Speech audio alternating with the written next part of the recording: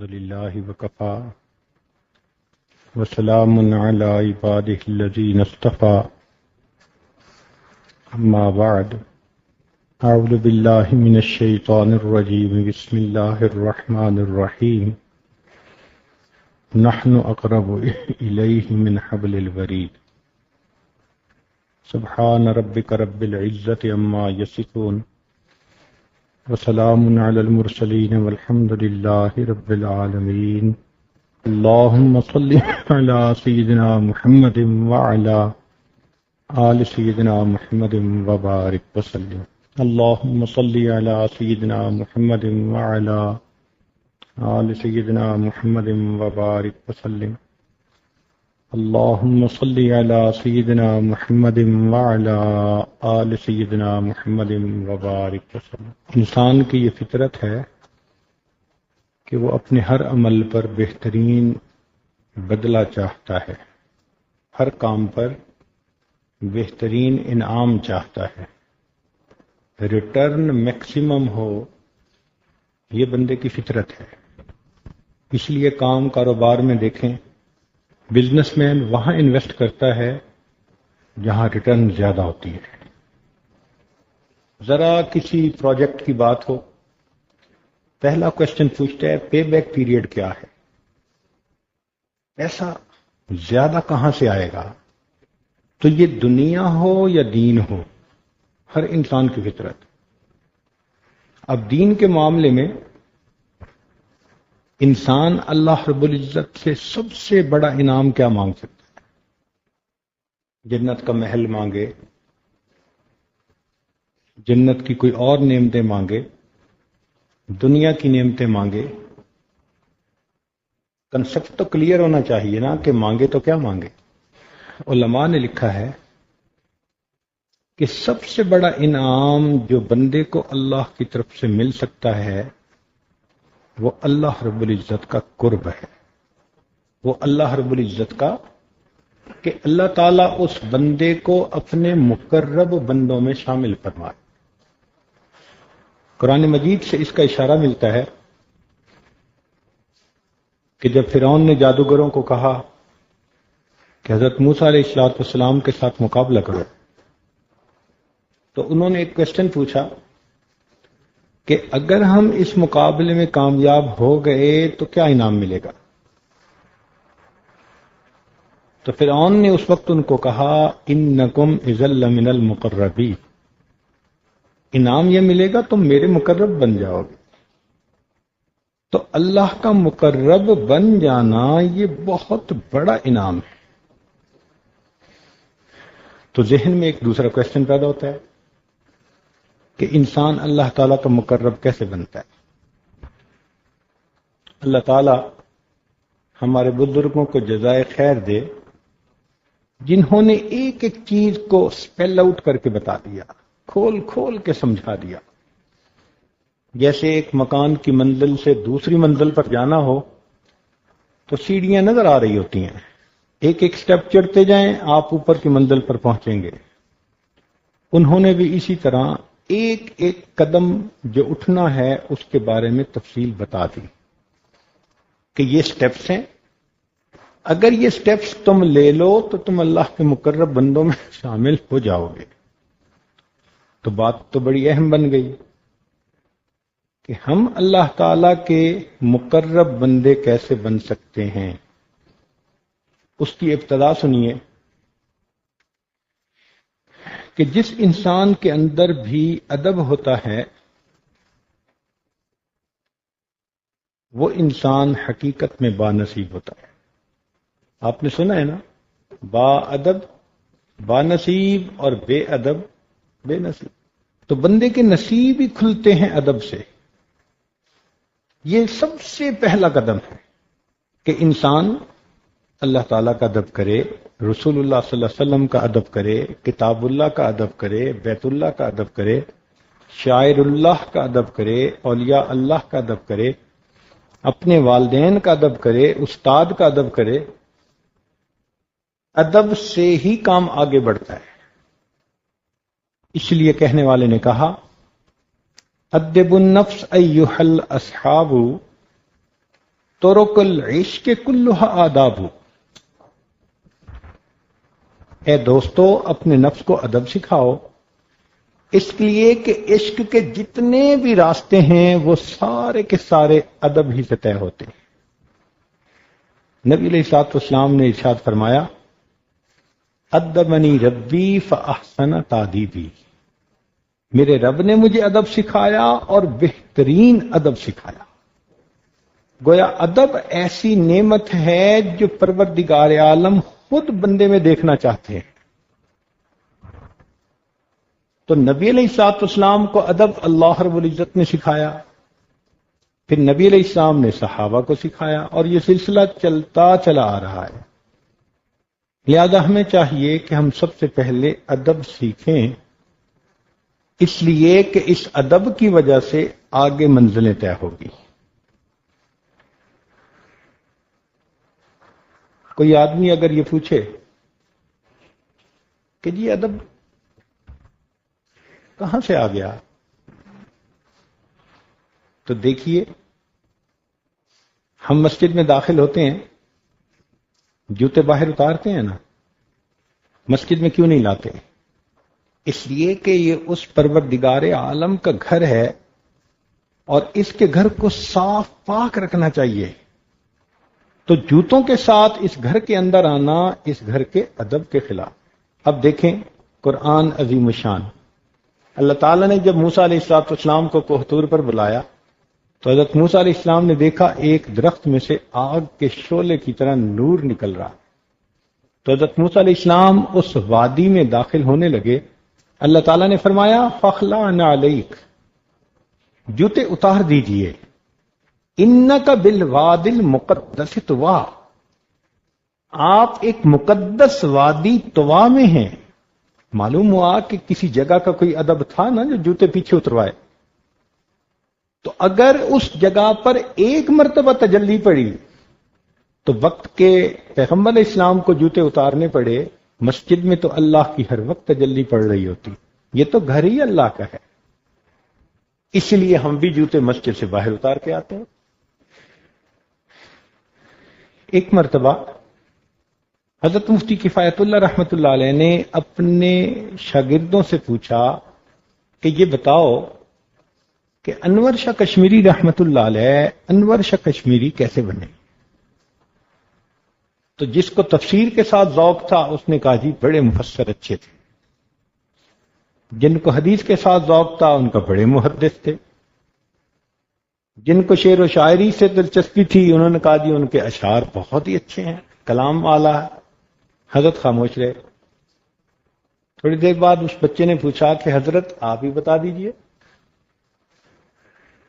تو انور تو مفتی کفایت اللہ رحمۃ اللہ علیہ نے فرمایا کہ یہی کوشچن خود حضرت کشمیری سے کسی نے پوچھا تھا کہ حضرت آپ انور شاہ کشمیری بنے کیسے؟ تو علامہ صاحب نے جواب دیا کہ میں اپنی کتابوں کے ادب کی وجہ سے اس مرتبے پر پہنچا جس پر تم مجھے دیکھ رہے. ان کا جی کتابوں کا تھا، استادوں کا تو سنا ہوا ہے، بڑوں کا تو سنا ہوا ہے، کتابوں کا کیا؟ فرمانے لگے کہ میں کتابیں رکھنے میں بھی ان کے درجات کا خیال رکھتا ہوں. سب سے نیچے تاریخ کی کتاب ہوتی ہے، اس کے اوپر میں فقہ کی کتابیں رکھتا ہوں، اس کے اوپر حدیث کی کتابیں، اس کے اوپر تفسیر کی کتابیں، اور تفسیر کے اوپر قرآن مجید کو رکھتا ہوں. کبھی میں نے تفسیر کے اوپر حدیث کی کتاب کو بھی نہیں رکھا کہ یہ اس کے ادب کے خلاف. اتنا ادب کرتے تھے کہ بخاری شریف پڑھاتے تھے، خود بھی مطالعہ کر رہے ہوتے تھے نا تو بخاری شریف سامنے رکھی ہوتی تھی، تو فرماتے تھے کہ میں کتاب کا متن تو پڑھتا تھا لیکن جب حاشیہ پڑھنے کا وقت ہوتا تھا تو کئی مرتبہ حاشیہ سائیڈ پہ لکھا ہوتا ہے دوسرے اینگل پہ، تو اکثر لوگوں کو دیکھا کہ وہ پھر کتاب کو یوں کر کے پڑھتے ہیں. تو فرمانے لگے کہ کتاب کو اپنے تابع نہیں کرتا تھا، خود کتاب کے تابع ہوتا تھا، کتاب وہیں رہتی تھی، خود اٹھ کر ادھر ہو کر میں پڑھتا تھا تاکہ کتاب کے ادب میں فرق نہ آئے۔ فرمانے لگے میں نے کبھی بے وضو حدیث کی کتاب کو ہاتھ نہیں لگایا۔ ادب، تو ادب کتابوں کا ہو یا ادب استادوں کا ہو، ماں باپ کا ہو، ادب بندے کو بخت لگا دیتا ہے۔ ہمارے علاقے میں ایک بزرگ گزرے ہیں، نور محمد پونٹوی رحمت اللہ علیہ۔ پونٹا ایک چھوٹا سا دیہات ہے، ملتان سے آگے، شجاع آباد سے بھی آگے، اور مین پکی سڑک سے 30 کلومیٹر ان سائڈ ہے، اندر، اور وہاں صرف کچا راستہ جاتا ہے، اور وہ بھی چھوٹا سا، کھیتوں کے درمیان سواری نہیں جا سکتی وہاں کے رہنے والے حضرت شیخ الہند رحمت اللہ علیہ سے دارالعلوم دیوبند میں بخاری شریف پڑھنے کے لیے آئے۔ حضرت کی خوب خدمت کرتے تھے۔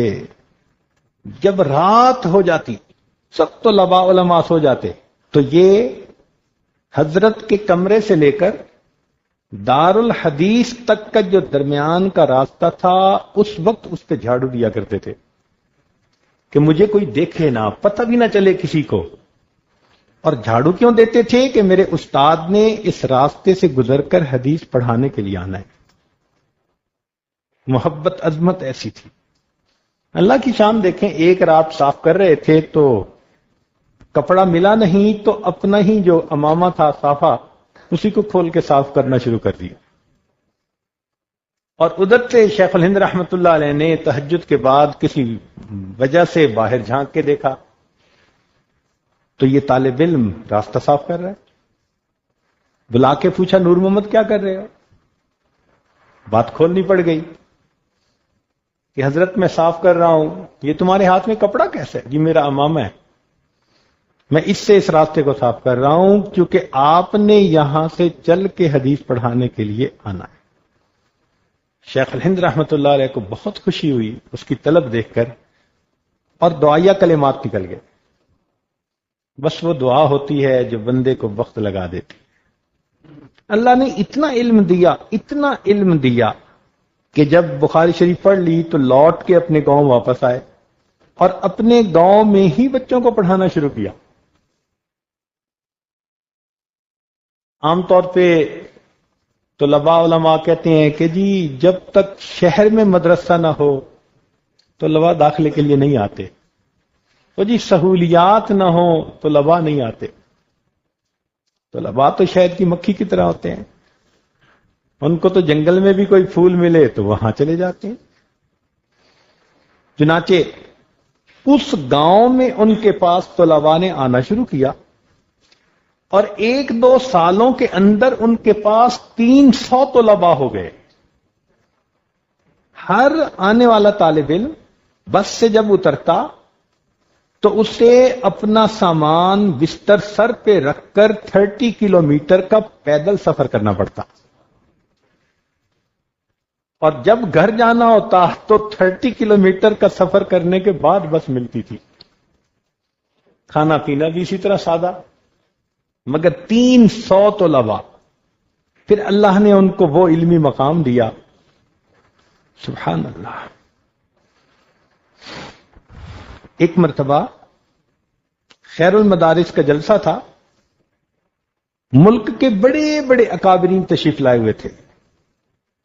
ان کی موجودگی میں خیر محمد جلیندری رحمت اللہ علیہ، جو حضرت اقدس تھانوی رحمت اللہ علیہ کے خلیفہ ہیں، انہوں نے اعلان کیا کہ شمس النحات حضرت مولانا نور محمد پونٹوی اس سٹیج کے اوپر تشریف لائیں۔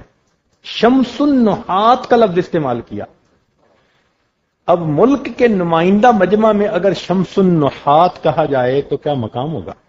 چنانچہ اللہ نے اتنی عزت دی، فرمایا کرتے تھے کہ اگر شرح جامی پوری دنیا سے ضبط ہو جائے، شرح جامی پوری دنیا سے ضبط ہو جائے، اور کوئی طالب علم میرے پاس آ کر کہے کہ استاد جی مجھے شرح جامی چاہیے، میں شرح جامی کو اپنے حافظے سے دوبارہ لکھوا سکتا ہوں۔ ادب سے ملتا ہے۔ حضرت اقدس ثانوی رحمت اللہ علیہ اپنے بارے میں فرماتے ہیں کہ میں کتابوں کا ادب کیسے کرتا تھا، کھانے کا ادب کیسے کرتا تھا، اللہ اکبر کبیرہ۔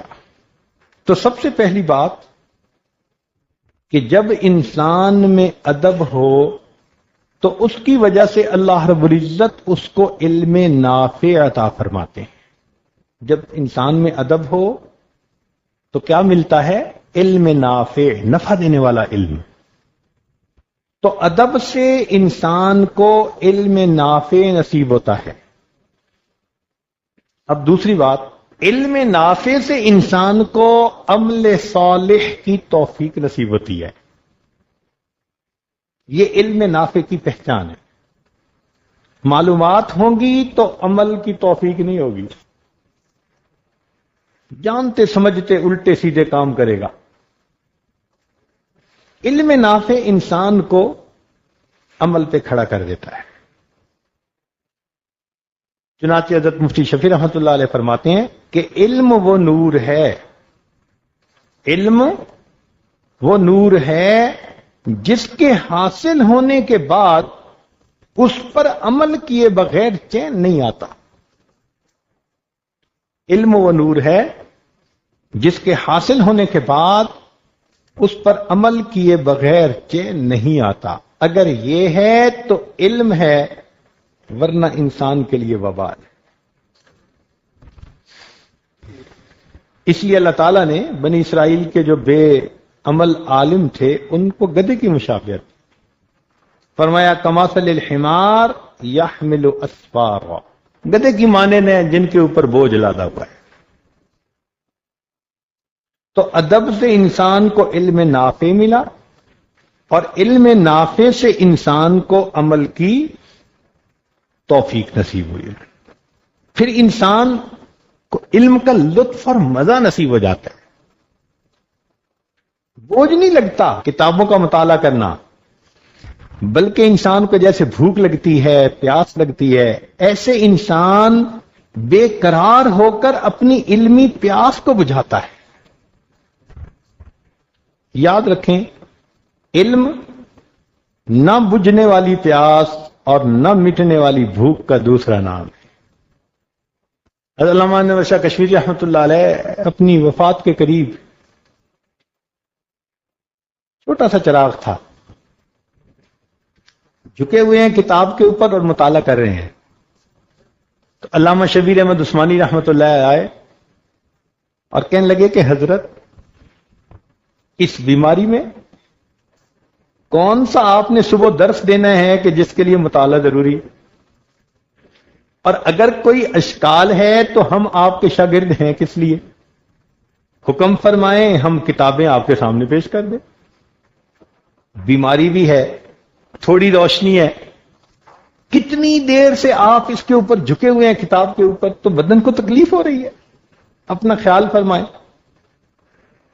تو جب یہ بات کہی تو علامہ انور شاہ کشمیری رحمت اللہ علیہ ان کی طرف متوجہ ہوئے، فرمانے لگے کہ ہاں، کتابوں سے نکات ڈھونڈ کے تو آپ لوگ بھی مجھے دیں گے، لیکن جو پیاس اللہ نے میرے اپنے اندر لگا دی، میں اس پیاس کو کیسے بجھاؤں؟ تو ادب سے انسان کو علم نافع نصیب ہوا، اور علم نافع سے انسان کو اس پر عمل کی توفیق نصیب ہوئی۔ چونکہ انسان ادھر پڑھتا ہے ادھر عمل کرتا ہے، ادھر پڑھتا ہے ادھر عمل کرتا ہے، بالکل۔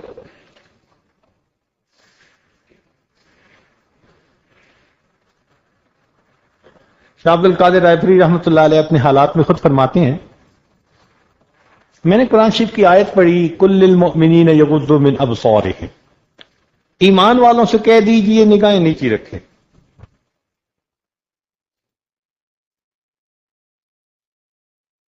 سبحان اللہ، اللہ تعالیٰ جانتے تھے کہ دلوں میں کیسے چور ہوتے ہیں۔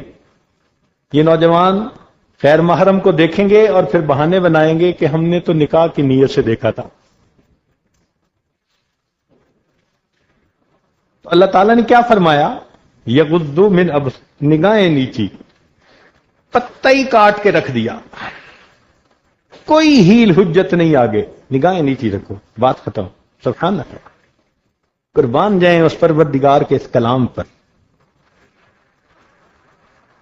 فرماتے ہیں میں نے جب قرآن مجید کی آیت پڑھی تو میں نے سوچا کہ اللہ رب العزت نے تو نگاہیں نیچی رکھنے کا حکم دیا، لہذا مجھے نگاہیں نیچی رکھنی ہے۔ فرمانے لگے کہ نگاہیں نیچی رکھنے کی مجھے ایسی عادت پڑی، غیر محرم تو کیا محرم عورتوں کی طرف بھی نگاہ اٹھتی نہیں تھی، گھر کی محرم عورتیں۔ کہنے لگے کہ سالوں گزرے اور میرا یہ حال ہو گیا کہ میں اپنی سگی بہن کا چہرہ بھول گیا، کہ حقیقی بہن کا چہرہ کیسے ہے میں وہ بھی بھول گیا۔ میں اپنی بہن کو آواز سے پہچانتا تھا، جب وہ بولتی تھی آواز سے مجھے اندازہ ہوتا تھا یہ میری بہن بول رہی ہے، مجھے اس کے چہرے کا اندازہ نہیں تھا۔ نگاہوں کا ایسا فریض ہوتا ہے جب اندر پاک دامنی ہوتی ہے، اس کی ایک لذت ہے، وہ اسی کو ملتی ہے جو اپنی آنکھ کو غیر سے ہٹا دیتا ہے۔ اس لیے تو فرمایا کہ جو غیر سے آنکھ کو ہٹاتا ہے اللہ تعالیٰ اس کو عبادت میں لذت عطا فرما دیتا ہے۔ تو دیکھیے ادب سے انسان کو علم ملا، علم نافع، اور علم نافع کی وجہ سے انسان کو عمل کی توفیق نصیب ہوئی۔ چنانچہ انسان دوڑ دوڑ کے عمل کرتا ہے، بھاگ بھاگ کے عمل کرتا ہے۔ اب عمل صالح جب انسان کو ملتا ہے تو ایک تیسری نعمت ملتی ہے جس کو حکمت کہا جاتا ہے، اور یہ حکمت بڑی خیر کثیر ہے۔ اللہ تعالیٰ فرماتے ہیں وَمَن يُؤْتَ الْحِكْمَةَ فَقَدْ أُوتِيَ خَيْرًا کثیر، جس کو حکمت مل گئی اس کو بڑی خیر مل گئی۔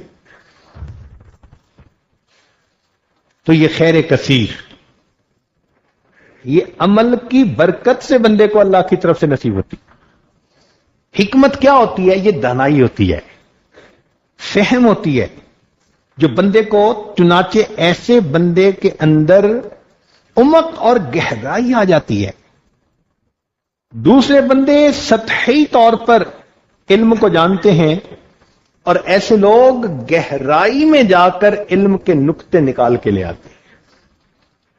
ان کی سوچ وہاں پہنچتی ہے جہاں عام آدمی کا دماغ ہی نہیں پہنچ سکتا۔ یہ وہ لوگ ہیں جن کو اللہ رب العزت نے حکمت اور دانائی دی ہوتی ہے۔ مثال کے طور پر امام اعظم ابو حنیفہ رحمۃ اللہ، دنیا تو بہت ذہین ہوتی ہے لیکن امام صاحب کے آگے بڑے بڑے ذہین آ کر اپنے گھٹنے ٹیک دیتے تھے۔ ایک جگہ کچھ لوگ بیٹھے ہوئے تھے، چھت سے سانپ گرا، جس بندے پر گرا اس نے جو ہاتھ ہلائے تو سانپ دوسرے کے اوپر، اس نے اپنے آپ سے دور پھینکا، سانپ تیسرے کے اوپر، تیسرے نے پھینکا تو چوتھے کے اوپر، اور چوتھے کو سانپ نے ڈس لیا، وہ مر گیا۔ اب مسئلہ کھڑا ہو گیا کہ جی اس کی دیت کون ادا کرے گا؟ اس کی دیت کون ادا کرے گا؟ ایک ہوتا ہے قتل عمد، ایک ہوتا ہے قتل خطا، یعنی ارادہ نہیں تھا۔ اب وہاں بیٹھنے والوں میں کسی کا ارادہ تو نہیں تھا کہ اس کو مارنا ہے میں نے، لیکن ایک واقعہ ایسا ہو گیا کہ ایک بندہ ذریعہ بن گیا کسی کی موت کا۔ گھر سے آدمی گاڑی لے کے چلا مسجد میں، راستے میں ایکسیڈنٹ، کوئی بندہ مر گیا، وہ قتل خطا کہلاتا ہے۔ انٹینشن نہیں تھی، ہو گیا ایک واقعہ، اس کی دیت ہوا کرتی ہے۔ اب دیت کون دے؟ پہلا دے، دوسرا دے، تیسرا دے، یا تینوں دے، یا کوئی بھی نہ دے؟ اب کوئی کچھ کہتا، کوئی کچھ کہتا، تسلی نہیں ہو رہی تھی۔ لوگوں نے کہا جی امام اعظم رحمت اللہ علیہ سے پوچھیں، ہمیشہ پکی بات وہیں سے ملتی ہے۔ چنانچہ جب رجوع کیا تو حضرت نے بات کو دیکھو کتنا سمپلیفائی کیا۔ فرمایا دیکھو اس بندے پر سانپ گرا، اس پر جان کا بچانا فرض تھا، اس نے اپنے ہاتھ مارے تو قدرتاً سانپ دوسرے پر جا کر گرا، لیکن دوسرے کو اس نے کاٹا تو نہیں نا، لہذا پہلا تو ہو گیا بری ذمہ، اس کا عمل اتنا ہی تھا نا۔ اس کے سانپ کو اپنی طرف سے ہٹانے پر ہوا تو کچھ نہیں نا، تو پہلا تو ہو گیا بری ذمہ. اب دوسرے نے اپنی جان بچانی تھی. اگر تیسرے پر اس نے پھینکا اور تیسرے کو سانپ نے نہیں کاٹا تو دوسرا بھی ہو گیا بری ذمہ. اب تیسرے نے بھی جان بچانی تھی, اس نے بھی جان بچائی تو چوتھے پر گرا. اب ہم یہ دیکھیں گے کہ چوتھے نے اپنی جان بچانے کی کوشش کی یا نہیں کی. جیسے پہلوں پہ فرض تھا جان بچانا تو چوتھے پہ بھی تو تھا. تو اگر تو سانپ نے گرتے ہی فوراً کاٹ لیا تو پھر تو تیسرے کا قصور ہوا, دیت وہ دے گا. اور اگر کچھ دیر کے بعد کاٹا تو پہلوں نے جان بچائی تھی تو چوتھا بھی بچاتا, اس نے نہیں بچائی, دیت کوئی بھی نہیں دے گا. سب نے کہا کہ واقعی بات کی تہ تک حضرت پہنچ. ایک جوڑا تھا جس میں بیوی خاوند سے کسی وجہ سے ناراض تھی, بول نہیں رہی تھی. یہ اللہ کی بندیاں بھی بہت ٹیکنیکل نالج رکھتی ہیں, ان کو پتہ ہوتا ہے چپ کب لگانی ہے, اور اس وقت لگاتی ہیں جب خاوند کے لیے ایک ایک لمحہ گزارنا مشکل ہوتا ہے. بس چپ, ایک چپ 100 سکھ. اب خاوند چاہتا ہے کہ یہ میرے ساتھ بات کرے, وہ اچھے موڈ میں ہے, اور بیوی فقط خاموش. جب خاوند نے ذرا تھوڑی بہت کوشش کی اور ریسپانس نہیں دیکھا تو نوجوان تھا, غصے میں آ گیا, اور غصے میں آ کے اس نے کہا کہ اللہ کی قسم جب تک تو مجھ سے پہلے نہیں بولے گی نا میں تجھ سے نہیں بولوں گا. اس نے قسم اٹھا دی, اور یہ تو پہلے انتظار میں تھی. جب اس نے قسم اٹھائی تو اس نے بھی قسم اٹھائی کہ اللہ کی قسم جب تک آپ مجھ سے پہلے نہیں بولیں گے میں آپ سے نہیں بولوں گی. یہ بھی چپ اور وہ بھی چپ. رات تو گزر گئی. جب دن ہوا تو دونوں کو احساس ہوا کہ ہمیں قسم تو نہیں اٹھانی چاہیے تھی. اس زمانے میں قسم کو توڑنا ایک بڑا جرم سمجھا جاتا تھا. حانس بن جائے کوئی بندہ, یہ اس کے لیے بہت بے عزتی کی بات ہوتی تھی. کیوں؟ ایک تو قسم کا کفارہ دینا پڑتا تھا, اور دوسرا اب اس بندے کی گواہی اس کے بعد قبول ہی نہیں کی جاتی تھی. یہ غلط قسمیں اٹھاتا ہے تو انسان کہیں گواہی دینے کے قابل ہی نہ رہے, یہ تو بہت بڑی اس کی انسلٹ ہے. تو لوگ قسم اٹھاتے تھے تو پورا کر دکھاتے تھے. اب انہوں نے سوچا کریں تو کیا کریں. خیر خاوند سفیان ثوری رحمت اللہ علیہ کے پاس گیا, حضرت ہمارے ساتھ یہ واقعہ ہو گیا. انہوں نے کہا بھائی جو بھی اب پہلے بولے گا قسم اس کی ٹوٹے گی, وہ حانس بن جائے گا. خاوند بڑا غمزدہ, دل میں خیال آیا کہ چلو امام اعظم کو ابو حنیفہ رحمۃ اللہ کو جا کے ملتا ہوں. آیا, آ کے اس نے بات سنائی. امام صاحب مسکرائے, کہنے لگے وہ تمہاری بیوی ہے, تم خاوند ہو, جاؤ مزے کرو. اس کو تو خوشی مل گئی. وہ تو جناب ہنستا کھیلتا گھر آیا اور گھر میں داخل ہوا, hello hi how are you.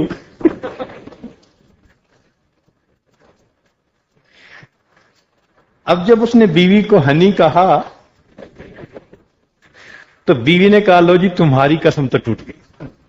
اس نے کہا میری قسم کوئی نہیں ٹوٹی, میں ابو حنیفہ رحمۃ اللہ سے پوچھ کے آیا ہوں.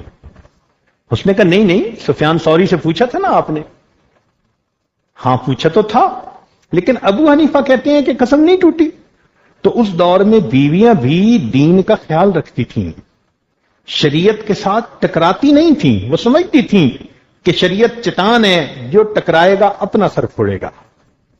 اس نے کہا اچھا دیکھو, دوبارہ سفیان ثوری رحمۃ اللہ کے پاس جاؤ اور اس کی تصدیق کر لو, نظر ثانی ڈبل چیک کر لو. چنانچہ میاں بیوی دونوں گئے, سفیان ثوری رحمۃ اللہ سے مسئلہ پوچھا. انہوں نے کہا بھائی اس کی تو قسم ٹوٹ گئی. جی ہم گئے تھے ابو حنیفہ کے پاس. ان کا ابو حنیفہ کیسے حرام کو حلال کر سکتا ہے, چلو میں تمہارے ساتھ چلتا ہوں. لو بھی وہ بھی ساتھ آ گئے. اور آ کے انہوں نے امام اعظم رحمۃ اللہ سے گفتگو شروع کی کہ ابو حنیفہ تم حرام کو کیسے حلال کر سکتے ہو؟ امام صاحب مسکرائے. مسئلہ کیا ہے؟ مسئلہ بیان ہوا. امام صاحب نے کہا کہ حضرت تھوڑا غور کریں اس کے اوپر. کیا غور کریں؟ اس نے بھی قسم اٹھائی، اس نے بھی قسم اٹھائی. اس نے کہا نہیں ایسے نہیں ہے معاملہ. کیسے معاملہ ہے؟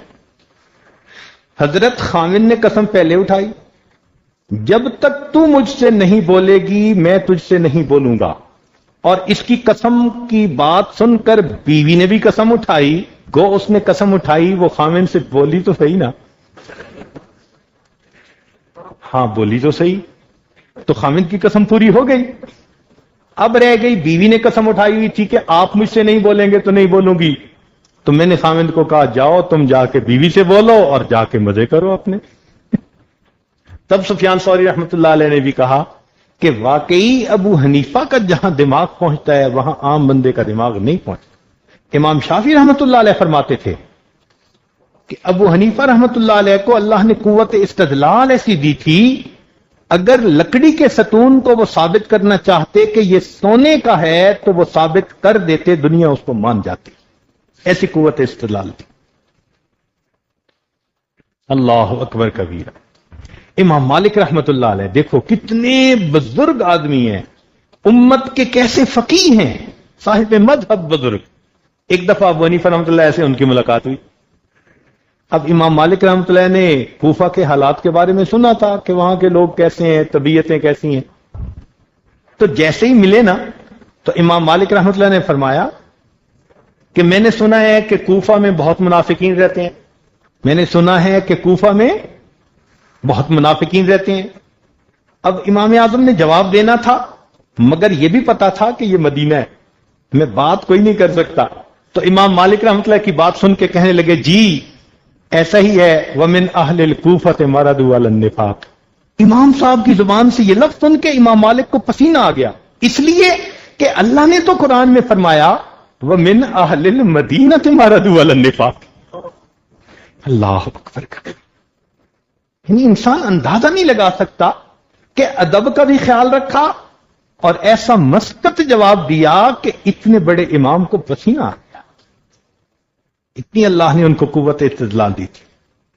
اس لیے وقت کا حاکم ان کو چیف جسٹس بناتا تھا، بنتے نہیں تھے. وہ کہتے تھے یہ نکاح طلاق کے مسائل تو ہمارے شاگردی اس کا جواب دیتے رہیں گے، ہم لوگ تو اجتہاد کر رہے ہیں، نئے آمدہ مسائل کے جوابات اکٹھے کر رہے ہیں، تو ہمیں تو تحقیقی کام کرنا ہے، ریسرچ ورک کرنا ہے. تو ہم کیوں اس کلیریکل جاب کے اوپر بیٹھے؟ ہم نہیں بنتے. اور حاکم اس لیے ان کو عہدہ پیش کرتا تھا کہ اس کی حکومت مضبوط ہوتی تھی. چنانچہ 4 بندے تھے، ولید نے حکم دیا کہ ان کو گرفتار کر کے لاؤ، میں دیکھتا ہوں یہ چیف جسٹس کیسے نہیں بنتے. ان میں ایک امام اعظم رحمت اللہ علیہ، ایک امام شعبی رحمت اللہ علیہ، تیسرے امام سفیان ثوری رحمت اللہ علیہ، اور چوتھے ایک اور بزرگ تھے. پولیس نے 4 کو گرفتار کر لیا. اب وہ لے کے چلے بادشاہ کی طرف. چونکہ گرمی تھی، راستہ بھی لمبا تھا، پیدل چل رہے تھے، تو راستے میں ایک جگہ کچھ تھکن محسوس ہوئی تو وہ بیٹھے. تو جیسے ہی بیٹھے ان میں سے وہ جو چوتھے تھے نا، انہوں نے اپنی تہبند کو ایسے پکڑا جیسے انسان قریبی کھیت میں اپنی قضائے حاجت سے فارغ ہوتا ہے. چادر کو ایسے پکڑا.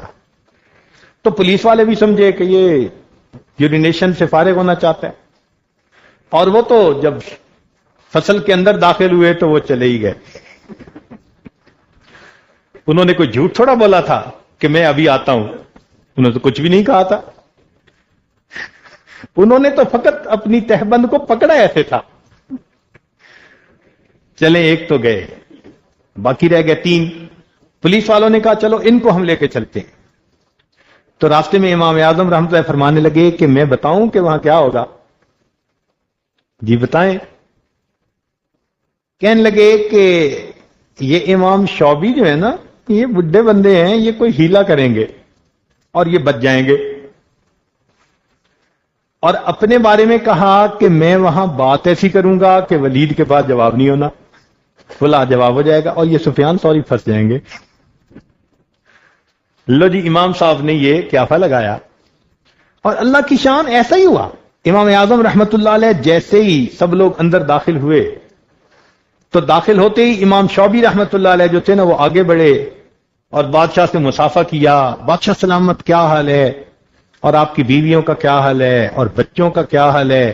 اور آپ کے محل کے نوکروں کا اور خادموں کا اور نکرانیوں کا کیا حال ہے؟ اور وہ آپ کے استبل کے گھوڑوں کا کیا حال ہے؟ اور وہ گدھوں کا کیا حال ہے؟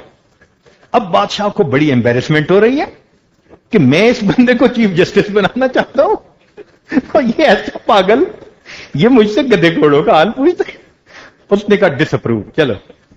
اور انہوں نے تو انٹینشنلی یہ سب کچھ کیا تھا۔ لو جی امام شعبی تو ایک طرف ہو گئے۔ اس نے کہا ابو حنیفہ میں آپ کو اس وقت قاضی القضاء بناتا ہوں۔ امام صاحب نے جواب میں فرمایا کہ بادشاہ سلامت میں چیف جسٹس بننے کے قابل نہیں ہوں۔ اس نے کہا جب میں بنا رہا ہوں تو امام صاحب نے کہا دیکھو جو میری بات ہے نا اس کی دو صورتیں ہیں، یا تو وہ غلط ہے یا وہ سچ ہے۔ اگر تو میں نے غلط بات کہی ہے تو جو بندہ جھوٹ بولے وہ قاضی بننے کے قابل نہیں ہو، اور اگر میں نے سچ کہا ہے تو میں تو کہہ رہا ہوں میں بننے کے قابل نہیں ہوں۔ اب آپ بتائیں سچ ہے یا جھوٹ ہے؟ اب بادشاہ پھنس گیا۔ وہ کہے سچ ہے تو نکلتے ہیں، وہ کہے جھوٹ ہے تو نکلتے ہیں۔ کہنے لگا وہ حنیفہ تم ہمیشہ ایسی بات کرتے ہو دوسرے بندے کو لاجواب کرتے تھے، اور سفیان ثوری پھنس گئے، ان کو انہوں نے چیف جسٹس بنا دیا۔ تو اللہ رب العزت نے امام اعظم کو بہت حکمت اور دانائی سے نوازا تھا۔ حیرت ہوتی ہے ان کی باتیں پڑھ کر اور سن کر۔ چنانچہ ایک بوڑھے میاں بیوی تھے، اللہ کی شان کے اس زمانے میں کوئی ڈاکو تھا، وہ ان کے گھر آ گیا رات کو۔ اس نے میاں بیوی دونوں کو رسیوں سے باندھ دیا اور ان کے گھر کا سارا مال لوٹ لیا۔ اب عجیب بات یہ تھی کہ اس ڈاکو نے نکاح طلاق کے مسائل بھی سیکھے ہوئے تھے، موقع مل گیا ہوگا۔ اب جب وہ سامان اٹھا کے جانے لگا تو بوڑھے نے اس کو پہچان لیا اور کہا کہ تو فلاں ہے اور تو ہمارے ساتھ زیادتی کر رہا ہے۔ وہ تو لوٹ کے آ گیا۔ اس نے تو یہ چھری نکالی اور کہا کہ یا تو میں تجھے قتل کر دوں گا یا پھر تو ایک قسم اٹھا۔ بوڑھے نے کہا مجھے قتل نہ کرنا، جو کہلوانا ہے کہہ دو۔ اس نے اس سے ایسے الفاظ کہلوائے کہ اگر میں تیرے بارے میں کسی کو بتاؤں نا کہ تو نے چوری کی ہے تو میری بیوی کو 3 طلاقیں واقع ہو جائیں گی۔ اس کو یہ بھی پتا تھا کہ بڑھاپے میں بیوی بڑی پیاری ہوتی ہے، کیونکہ پتہ ہوتا ہے نا کہ اگر یہ چلی گئی تو اور پھر مشکل سے ملے گی۔ تو مال تو میں اس کا لے کے جا رہا ہوں، پیچھے تو بیوی ہے، بیوی کو کبھی نہیں یہ چھوڑے گا۔ یہ قسم لے کے وہ چلا گیا۔ اب جب دن ہوا تو لوگوں نے ان کو دیکھا، ان کو کھولا، پوچھیں کہ بھئی کون تھا؟ چپ ہیں دونوں، بات ہی نہیں کرتے۔ کئی دن گزر گئے، افسوس بھی دونوں کو بڑا کہ ہمارا سارا ہی مال چلا گیا، اور پریشانی بھی کہ پھنس ایسا گئے ہیں کہ کسی کو بتا بھی نہیں سکتے کہ کس سے چوری کی۔ تو بیوی نے کہا کہ ٹھیک ہے ابو حنیفہ کو جا کے تو بتاؤ نا، ہو سکتا ہے وہ کوئی حل نکال دے۔ تو وہ بوڑھا ابو حنیفہ رحمۃ اللہ کے پاس آیا۔ آپ نے کہا بہت اچھا، لو جی اگلے دن آپ نے گاؤں کے لوگوں کی دعوت کی اور سب نوجوانوں کو بلایا جن پہ توقع ہو سکتی تھی کہ اس کی حرکت ہوگی، اور ایک ٹائم رکھا کہ وہ اس ٹائم پہ سب آ جائیں۔ لوگ آنے گئے، عصر کی نماز پڑھ کے جیسے کہتے ہیں۔ جب آنے لگے تو امام اعظم نے اس بوڑھے کو لیا اور ایک ایسی جگہ کھڑے ہوئے کہ یہ آنے والوں کو دیکھ سکتے تھے، آنے والے ان کو نہیں دیکھ سکتے تھے، ایسی جگہ کھڑے ہوئے، اور بوڑھے سے کہا کہ دیکھو تم نے مجھے اس بندے کے بارے میں بالکل نہیں بتانا، اگر بتا دیا تو تمہاری بیوی کو طلاق ہو جائے گی، نہیں بتانا نا، اس کو پکا کر دیا۔ اس نے کہا جی میں بالکل نہیں بتاؤں گا۔ پھر کہا کہ اچھا دیکھو سامنے جو بندے آئیں گے نا تو میں آپ سے پوچھوں گا یہ ہے، اور اگر وہ نہ ہو تو بتا دینا کہ یہ نہیں ہے۔ بھئی یہ تو بتا سکتے ہیں نا کہ یہ نہیں ہے، اس سے تو نہیں نا کچھ ہوتا۔ بس وہی ہوا، یہ نہیں یہ نہیں، اور جب وہ آیا تو بوڑھا چپ ہو گیا اور امام اعظم رحمۃ اللہ نے اسے دھر لیا۔ سبحان اللہ، یہ حکمت کہلاتی ہے۔ وَمَن يُؤْتَ الْحِكْمَةَ فَقَدْ أُوتِيَ خَيْرًا كَثِيرًا، جس کو اللہ حکمت عطا فرماتے ہیں اس کو خیر کثیر عطا فرماتے۔ قوت استدلال اتنی تھی، اللہ اکبر۔ آپ کا ایک حاسد تھا، آپ درس سے فارغ ہوئے اور سوال جواب شروع ہوا، وہ کھڑا ہو گیا، کہنے لگا ابو حنیفہ میں نے سنا ہے آپ ہر سوال کا جواب دے دیتے ہیں۔ آپ نے فرمایا پوچھو، تو اس نے کہا اچھا یہ بتاؤ کہ پاخانے کا ذائقہ کیسا ہوتا ہے؟ وہ تو حاسد تھا، اور حاسد لوگ تو پبلک انسلٹ کرنی ہوتی ہے نا کسی کی۔ اس نے کہا بتائیں جی کہ پاخانے کا ذائقہ کیسے ہوتا ہے؟ آپ نے فرمایا میٹھا۔ جب اس نے کہا میٹھا، سن کے حیران، کہنے لگا آپ کے پاس دلیل کیا ہے؟ آپ نے فرمایا دلیل یہ ہے کہ مکھیاں نمکین کھانے پہ کبھی نہیں آتی، ہمیشہ میٹھے کھانے پہ آتی ہیں۔ اللہ، تو انسان کو ادب سے ملتا ہے علم نافع، علم نافع سے ملتی ہے عمل کی توفیق، اور عمل کی توفیق کے ساتھ انسان کو حکمت ملتی ہے، دانائی ملتی ہے۔ اب آپ یہ نہ سمجھیے کہ صرف دانائی اس وقت کے زمانے کے لوگوں کے پاس تھی، نہیں، قریب کے زمانے میں شاہ عبد العزیز رحمت اللہ علیہ، اللہ نے ان کو بڑی حکمت دی تھی۔ چنانچہ ایک مرتبہ شاہ عبد العزیز رحمت اللہ علیہ بیٹھے تھے تو ایک فرنگی اپنے بچے کو لے کے ان کے پاس آیا۔ اب وہ ایک ذہن میں سوال سوچ کے آیا تھا، آ کے کہتا ہے کہ جی نیچے والی چیز افضل ہوتی ہے یا اوپر والی؟ نیچے والی چیز افضل ہوتی ہے یا اوپر والی؟ اس سوال سے شاہ عبد العزیز رحمۃ اللہ پہچان گئے کہ یہ اگلا سوال کیا کرنا چاہتا ہے۔ فرمایا نیچے والی۔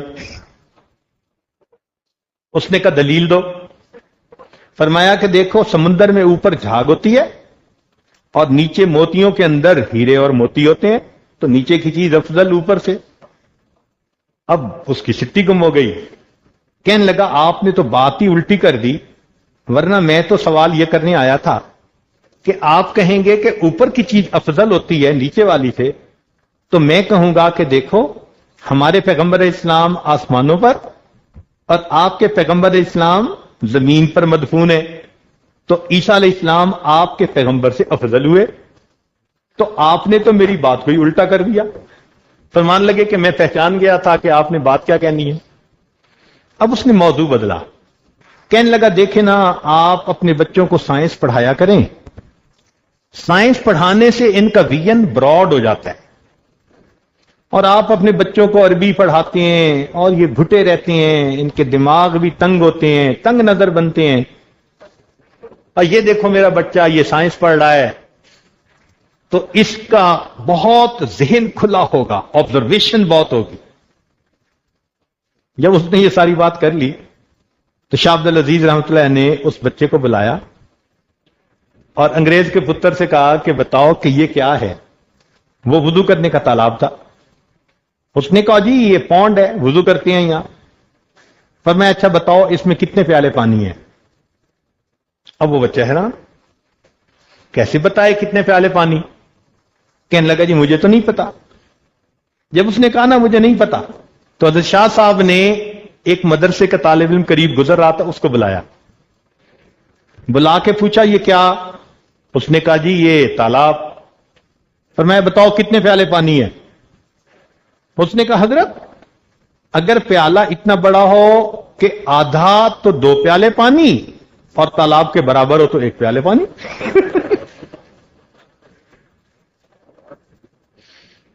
تو یہ حکمت کہلاتی ہے کہ بندے کا ذہن وہاں پہنچتا ہے جہاں عام آدمی کا ذہن نہیں پہنچتا۔ اور یہ حکمت کب ملتی ہے؟ عمل صالح کے نتیجے میں ملتی ہے۔ چنانچہ اس پوائنٹ کی ایک آخری بات کر کے آگے بڑھتے ہیں. ہمارے ایک محبت کرنے والے بزرگ عالم تھے، مسلم شریف پڑھاتے تھے. انہوں نے حضرت مدنی رحمت اللہ علیہ سے دور حدیث کیا تھا. پہلے ان کی بیعت ہمارے حضرت رحمت اللہ علیہ سے نہیں، وہ حضرت کے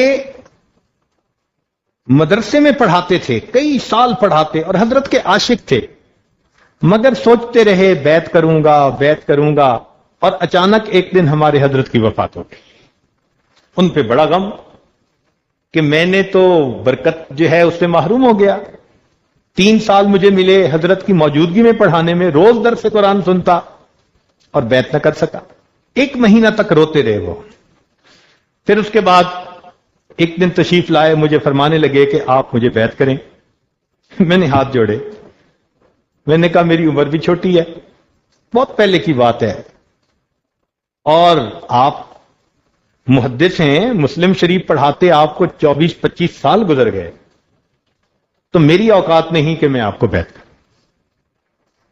کہنے لگے کہ بات یہ ہے کہ میں نے حضرت کے سارے خلفاء کی طرف دھیان دیا، میری طبیعت آپ کے ساتھ زیادہ جڑتی ہے، محبت ہے، اور بیعت ہونے میں محبت بنیاد ہوتی، اس لیے بیعت ہونا ہے تو میں نے آپ سے ہونا ہے. خیر اللہ کی شان، اس عاجز نے ان کو کلمات پڑھا دیے. ایک دن وہ کہنے لگے کہ حضرت میں آپ کو اپنا چشمدید واقعہ سناؤں. میں نے کہا جی سنائیں. کہنے لگے کہ جس سال ہم دارالعلوم دیوبند میں بخاری شریف پڑھ رہے تھے، یہ اس زمانے کی بات ہے، عرب علماء کا ایک وفد آیا اور انہوں نے آ کر مدرسے کے جو ناظم تعلیمات سے ان سے بات کی. کہا جی کہ بخاری شریف کی روایت ہے جس سے پتہ چلتا ہے کہ بنا علی القبور کی اجازت نہیں، یعنی قبر بنی ہوئی ہو نا، اس کے اوپر گنبد بنا دینا، قبہ جبہ کمرہ، اس کی اجازت نہیں ہے. بخاری شریف کی روایت ہے. تو اس حدیث پاک کی وجہ سے جنت بقی میں جتنے ترکوں نے اس قسم کے بنائے تھے جبے قبے، ہم نے سب کو برابر کر دیا، چونکہ شریعت اجازت نہیں دیتی. اب ہم سوچ رہے ہیں کہ روضہ انور کے بارے میں کیا کریں. چونکہ حدیث مبارکہ ہے تو ہم اس بات کے پابند ہیں کہ حدیث پر عمل کریں، لیکن ہمارے جو حکام ہیں نا، انہوں نے مسئلہ سن کے کہا کہ میاں یہ بہت سینسیٹیو مسئلہ ہے، خود ہی فیصلے مت کرو، پوری دنیا کے مسلمان علماء کو پہلے اعتماد میں لو. تو ہم اس لیے یہاں آئے ہیں کہ ہم آپ کے ساتھ ڈسکشن کریں. تو کیا آپ بھی اگر ہمارے ساتھ متفق ہیں تو پھر ہم اگلا قدم اٹھاتے ہیں. اب چونکہ بات بہت بڑی تھی تو ناظم تعلیمات نے کہا کہ جی آپ 3 دن یہاں ٹھہریں اور ہم اپنے بڑے علماء کو بلا لیتے ہیں، پھر ڈسکشن کر لیں گے. فرمانے لگے کہ جب 3 دن گزرے تو 500 جو بڑے مشاہیر علماء تھے نا، وہ دارالعلوم دیوبند کے اندر آ گئے. اور فرماتے ہیں کہ جو آخری رات تھی، ہم نے دارالعلوم میں ایسی رات نہیں دیکھی. پوری رات کچھ لوگ بیٹھے آپس میں ڈسکشن کر رہے ہیں، کوئی کتابیں دیکھ رہے ہیں، کوئی اللہ سے دعا مانگ رہے ہیں، سب متفکر ہیں کہ یا اللہ صحیح بات دل میں ڈال دیجئے، بہت بڑی ریسپانسبلٹی کی بات ہے.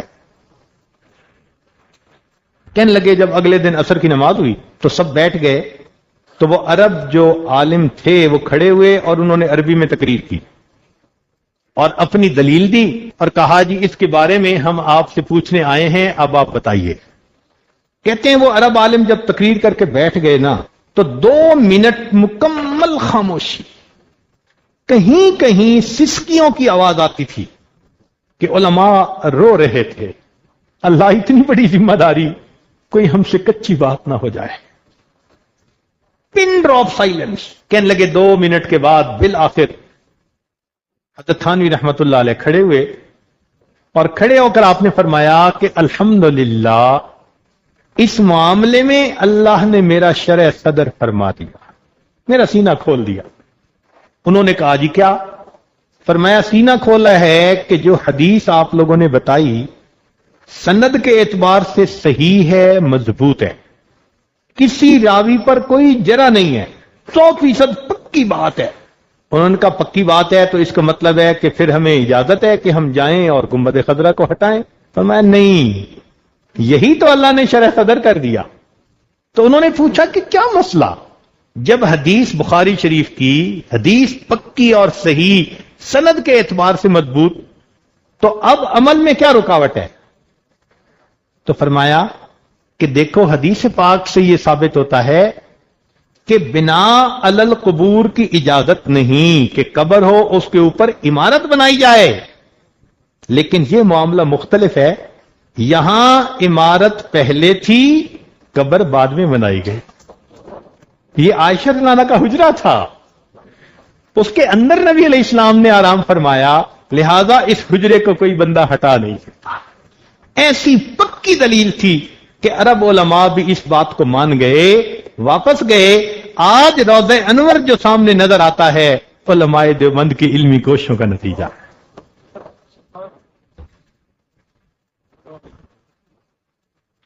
تو ادب سے انسان کو علم نافع ملا، علم نافع سے انسان کو عمل صالح کی توفیق ملی، نیک عمل کی، اور عمل صالح سے انسان کو حکمت ملی، حکمت سے انسان کو زہد فی دنیا کی توفیق نصیب ہوتی ہے۔ اس لیے کہ جب وہ دنیا کی حقیقت کو سمجھتا ہے تو پھر دنیا کی بجائے آخرت کی طرف اس کا رجوع زیادہ ہو جاتا ہے۔ نبی علیہ السلام نے فرمایا الدنیا دار من لا دار لہ ومال من لا مال لہ وَلَهَا يَجْمَعُ مَن لَا عَقَلَ لَهُ، دنیا کو وہ جمع کرتا ہے جس کے اندر عقل کی رتی نہیں ہوتی۔ تو جس کو حکمت مل جاتی ہے وہ پھر پہچان لیتا ہے کہ یہ ڈھلتی چھاؤں ہے، لہذا وہ دنیا کی بجائے آخرت کو بنانے والی محنت کرتا ہے۔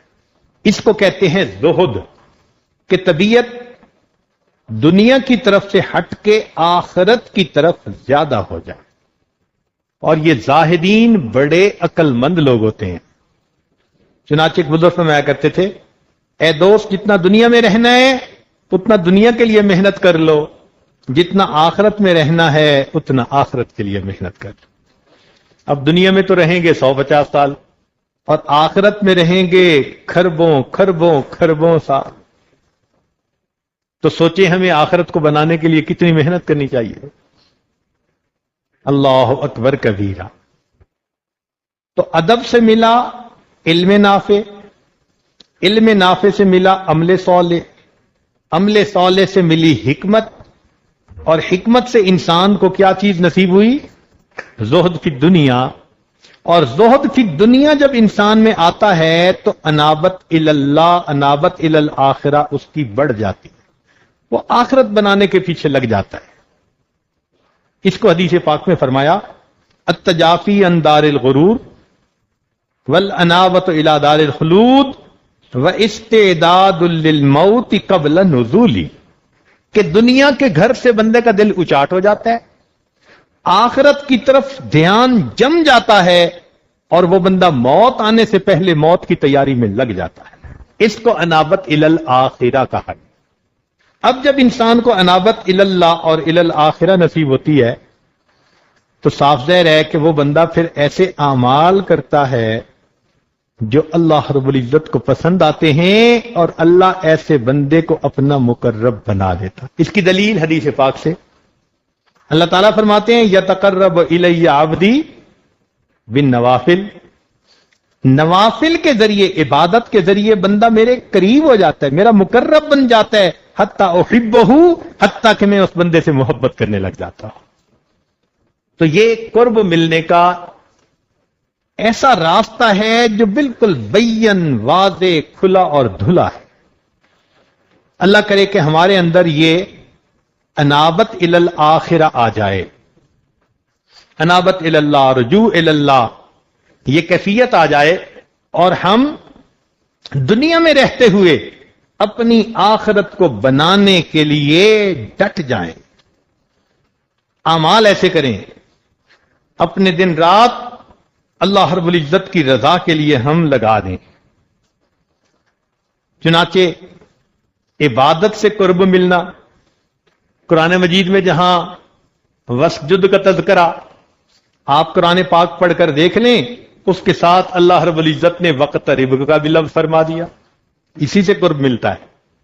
تو حدیث اور قرآن دونوں سے دلیل مل رہی ہے کہ ایسی عبادت کہ جس بندے کا دنیا سے انقطاع ہو اور اللہ کی طرف انابت ہو، اور اس یکسوئی کے ساتھ اگر وہ ایسے اعمال کرے، اللہ بندوں کو اپنے مقرب بندوں میں شامل فرما۔ اور پتہ ہے یہ مقرب بندے کی پھر انتہا کیا ہوتی ہے؟ اللہ اکبر کبیرہ۔ حدیث پاک میں ہے اللہ تعالیٰ فرماتے ہیں جب میں بندے سے محبت کرتا ہوں تو دو کام، پہلا کام تو یہ کہ دعا جبرائیل کو بلاتا ہوں اور بتاتا ہوں کہ فلاں بندے سے میں محبت کرتا ہوں۔ جبرائیل علیہ السلام فرشتوں میں اعلان کرتے ہیں تو سارے فرشتے اس بندے سے محبت کرنے لگ جاتے ہیں، پھر وہ زمین پر آتے ہیں اور یہاں آ کر اعلان کرتے ہیں ثم یودع له القبول فی الارض، پھر اس بندے کو اللہ تعالیٰ زمین میں قبولیت عطا فرما دیتے ہیں۔ اللہ نے قرب دیا، لوگوں کے دلوں میں اللہ نے خود بخود محبت عطا فرما دی۔ اور دوسرا کام کیا ہوتا ہے؟ دوسری بات فرمائی کہ جو میرا مقرب بنتا ہے وہ اگر ایک قدم میری طرف آتا ہے، ایک بالشت آتا ہے تو میری رحمت دو بالشت، ان تقرب الیہ شبرن تقربت الیہ ذراعا، اور اگر وہ ایک ہاتھ تو میری رحمت دو ہاتھ، وَإِنْ أَتَانِي يَمْشِي أَتَيْتُهُ ہرولا، اگر یہ بندہ میری رضا اور قرب پانے کے لیے چل کے میری طرف آتا ہے، میری رحمت اس بندے کی طرف دوڑ کے جاتی ہے۔ اللہ اکبر کبیر۔ اللہ تعالی ہمیں بھی اپنا قرب عطا فرما دے، اس سے بڑی نعمت اور کوئی نہیں ہے۔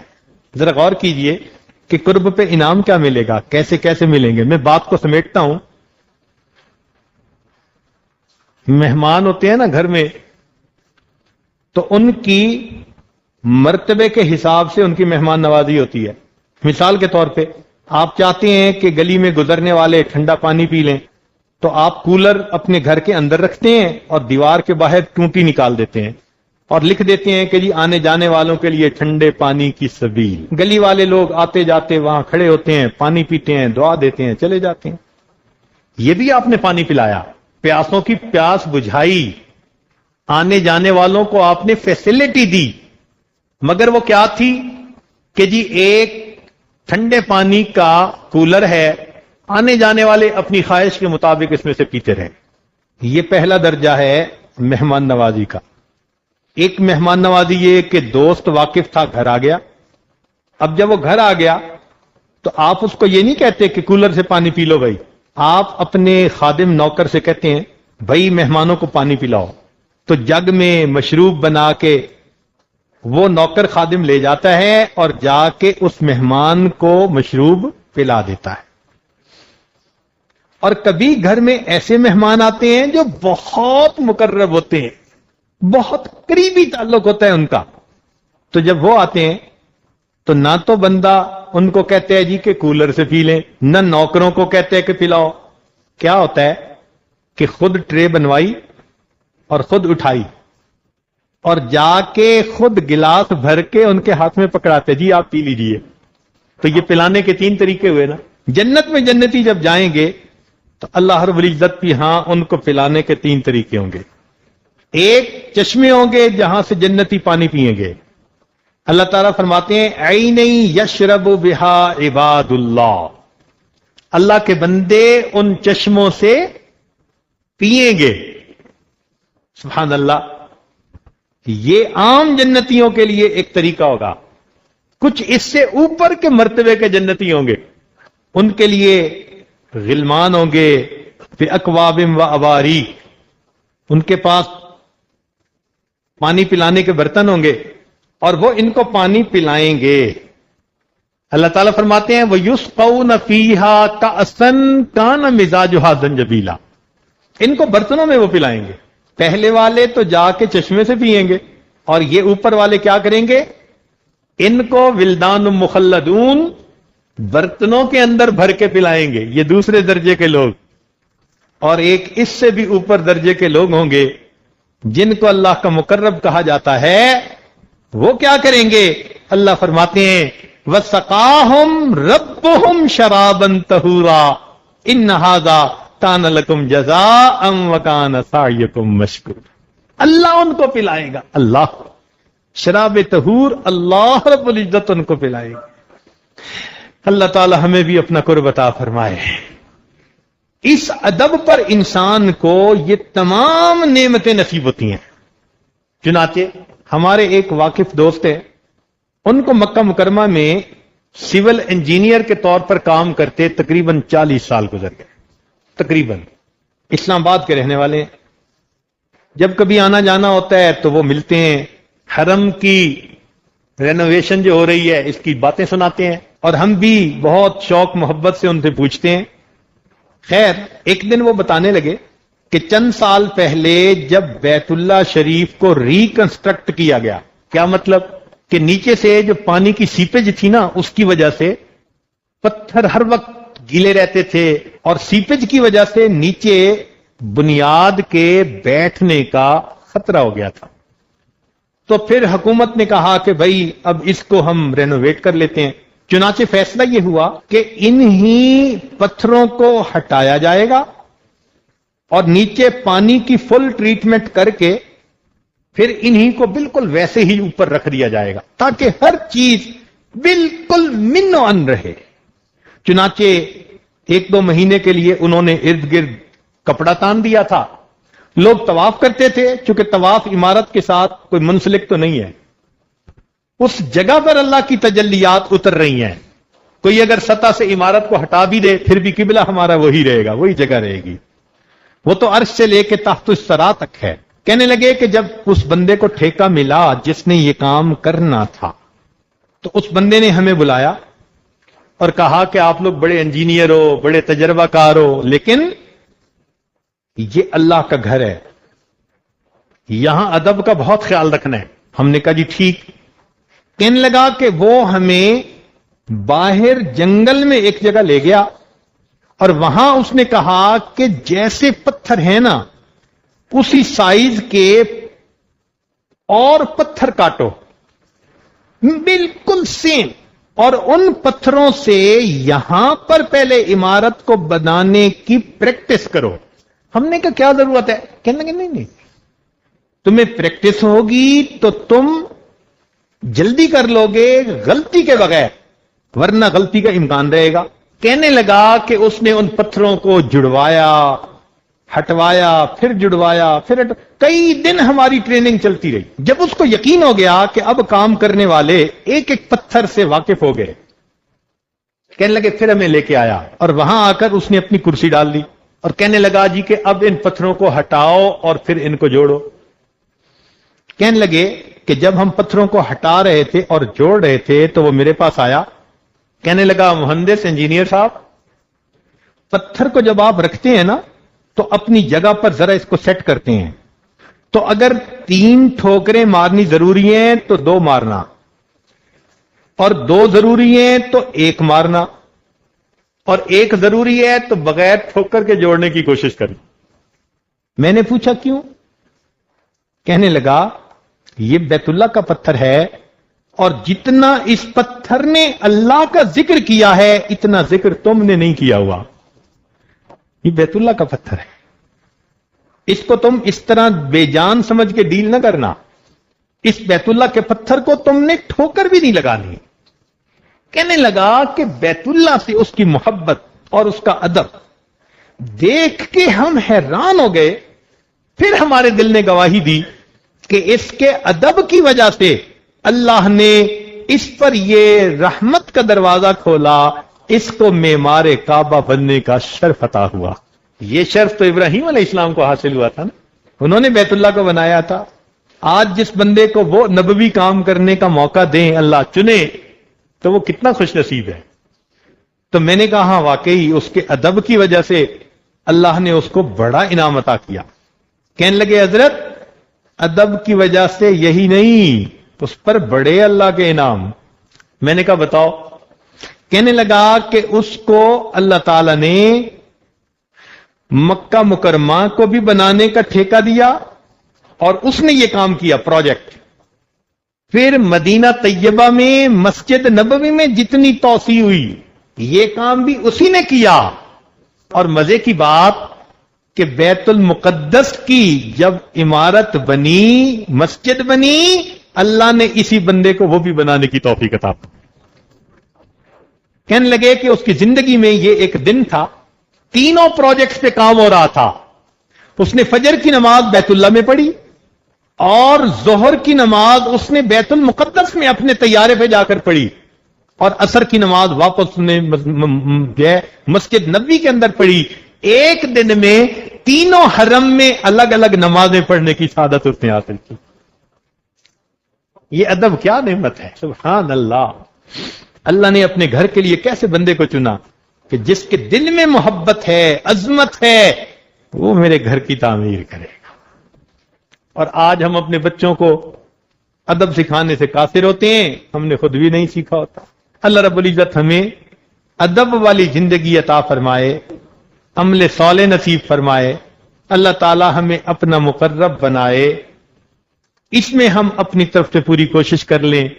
رمضان مبارک کی آخری راتوں میں سے یہ ایک رات ہے. وقت مختصر ہے لیکن موقع بہت اچھا ہے، لہذا آج کی رات 2 رکعت نفل پڑھ کے اللہ تعالیٰ سے یہ دعا مانگیں، اللہ ہم نے پچھلے گناہوں سے توبہ کر لی، پچھلے گناہوں سے توبہ کر لی. 2 رکعت پڑھ لیجئے تسلی کی. میں نے پلکوں سے درے یار پہ دستک دی ہے. دوست جاتا ہے نا دوست کے پاس تو دروازے کو ہاتھ سے کھٹکھٹاتا ہے، تو شاعر کہتے ہیں نہیں، یہ کھٹکھٹانا اور ہے. ایک ہے کہ بندے کی آنکھ سے ندامت کے جو آنسو گرتے ہیں تو یہ ٹپ ٹپ کی آواز اللہ کے دروازے پر آتی ہے. میں نے پلکوں سے درے یار پہ دستک دی ہے. اللہ اکبر. میں نے پلکوں سے درے یار پہ دستک دی ہے. میں وہ سائل ہوں جسے کوئی صدا یاد نہیں. میں اللہ کے دروازے پہ مانگنے کے لیے آ تو گیا مگر حالت ایسی ہے کہ مجھے کچھ پتہ نہیں میں نے کیا مانگنا ہے. میں نے پلکوں سے درے یار پہ دستک دی ہے. میں وہ سائل ہوں جسے کوئی صدا یاد نہیں. آؤ ایک سجدہ کریں عالم مدہوشی میں. آؤ ایک سجدہ کریں عالم مدہوشی میں. کون کہتا ہے کہ عاصی کو خدا یاد نہیں. ہم ایک سجدہ کریں آج عالم مدہوشی میں. میرے مولا رمضان شریف ہاتھوں سے نکل رہا ہے. 1-2 راتیں ہیں ہم آپ سے کچھ بھی نہ منوا پائے. میرے مولا ہم خالی نہیں جانا چاہتے، رحمت کر دیجئے. اے اللہ نا اہل ہیں اہل بنا دیجئے، خطا کار ہیں خطاؤں کو معاف کر دیجئے. اپنے مقبول بندوں میں اللہ ہمیں بھی شامل فرما لیجئے. وآخر دعوانا ان الحمدللہ رب العالمین. ان تمام بچوں کے لیے دعا کر لیجئے، اللہ ان کو خوشیوں بھری زندگی نصیب فرمائے. سبحان ربی العلی وہاب. اللہم صلی علی سیدنا محمد وعلی آل سیدنا محمد وبارک وسلم. اے مالک ہم آپ کے عاجز مسکین بندے ہیں، ہمارے گناہوں کو معاف فرما، خطاؤں سے درگزر فرما، عیبوں کی پردہ پوشی فرما. اے اللہ جن بچے بچیوں کے نکاح ہوئے اللہ ان کو خوشیوں بھری زندگی نصیب فرما. اس نکاح کو دونوں طرف کے والدین کے لیے خوشیوں کا سبب بنا، دونوں طرف کے والدین کے لیے سکون کا سبب بنا، دونوں طرف کے والدین کے لیے عزتوں کا سبب بنا. اے اللہ زوجین کے رزق میں برکتیں عطا فرما. اے اللہ ان کی صحت میں برکتیں عطا فرما، ان کے وقت میں برکتیں عطا فرما. ان کو بری نظر سے محفوظ فرما، برے اثر سے محفوظ فرما، جادو ٹونے سے محفوظ فرما، حاسدوں کے حسد سے محفوظ فرما. اے اللہ ان کو اپنی رحمتوں کی ٹھنڈی چھاؤں نصیب فرما. ان کے آنے والے وقت کو گزرے وقت سے بہتر فرما. ہر بیماری مصیبت سے محفوظ فرما، ذلت سے محفوظ فرما، علت سے محفوظ فرما، قلت سے محفوظ فرما. اے اللہ اس نکاح کو اپنی رحمت کے ساتھ ان کے لیے خوشیوں کا سبب بنا، عزتوں کا سبب بنا.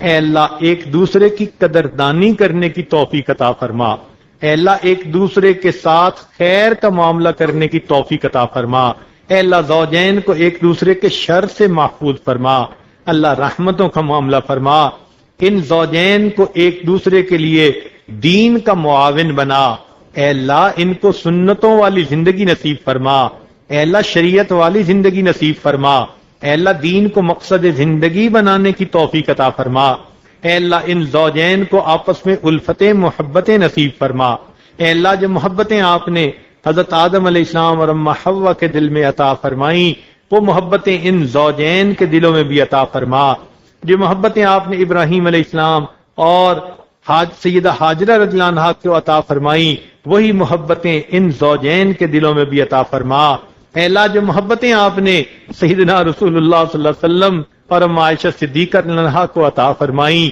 وہی محبتیں ان کو بھی عطا فرما، اے اللہ ان کو خیر پر جمع فرما، شر سے محفوظ فرما، اے اللہ ان کو مثالی دینی کامیاب زندگی نصیب فرما، سارے خاندان کے لیے اس کو خوشیوں کا سبب بنا، اے اللہ اس مجلس میں جتنے نوجوان ہیں جو ابھی کنوارے ہیں اللہ اپنی رحمت سے ان کے لیے نیک دیندار قدردان زندگی کا ساتھی نصیب فرما، اے اللہ جو پریشان حال ہیں ان کی پریشانیوں کو دور فرما، میرے مولا ہم سب کے سب اپنی خطاؤں سے آج سچی توبہ کرتے ہیں، اے اللہ اپنی رحمت سے ہمارے گناہوں کو معاف فرما، مولا رمضان کے دن نکلتے جا رہے ہیں، اے کریم آقا آپ کے حبیب صلی اللہ علیہ وسلم نے بددعا پر آمین کہی، برباد ہو جائے وہ شخص جس نے رمضان کا مہینہ پایا اور اپنی مغفرت نہ کروائی، اللہ ہم نہیں جانتے ہماری مغفرت ہوئی یا نہیں ہوئی، میرے مولا رحمت فرما دیجئے، کرم کر دیجئے، اے اللہ اپنے بندوں پر احسان فرما دیجئے، اے اللہ اپنے بندوں پر احسان فرما دیجئے، اے اللہ ہمیں جہنم سے آزاد فرما دیجئے، اے اللہ اپنی پسندیدہ جگہ جنت عطا فرما دیجئے، رب کریم روزوں کو قبول فرمائیے، تراویح کو قبول فرما، تلاوت قرآن کو قبول فرما، اے اللہ اعتکاف میں بیٹھنے والوں کے اعتکاف کو قبول فرما، خدمت والوں کی خدمت کو قبول فرما، اے اللہ دور بیٹھے ہوئے کچھ لوگ آواز سن رہے ہیں انہوں نے بھی دعاؤں کے لیے کہا، اللہ ان کو ان نیک دعاؤں میں شامل فرما، جو دین کا کام وہ کر رہے ہیں اللہ اس میں برکتیں عطا فرما، پوری دنیا میں جہاں دین کا کام ہو رہا ہے اللہ اس کو شرف قبولیت عطا فرما، امت مسلمہ کو عزت رفتہ نصیب فرما، اے کریم آقا ہمیں بار بار اپنے گھر کا دیدار عطا فرما، اپنے پیارے حبیب صلی اللہ علیہ وسلم کے در کی حاضری نصیب فرما، اے اللہ اپنی رحمت سے اس رمضان المبارک کو ہمارے لیے بخشش کا ذریعہ بنا، اپنے قرب کے حصول کا ذریعہ بنا، میرے مولا ہمیں نفس مطمئنہ نصیب فرما، اے اللہ ہماری ان دعاؤں کو اپنی رحمت سے قبول فرما، جو مانگا وہ بھی عطا فرما، جو مانگنا چاہیے تھا نہیں مانگ سکے وہ بھی عطا فرما، ربنا تقبل منا انک انت السمیع العلیم تب علینا انک انت التواب الرحیم، صلی اللہ تعالی علی حبیبہ سیدنا محمد وآلہ واصحابہ اجمعین برحمتک یا ارحم الراحمین۔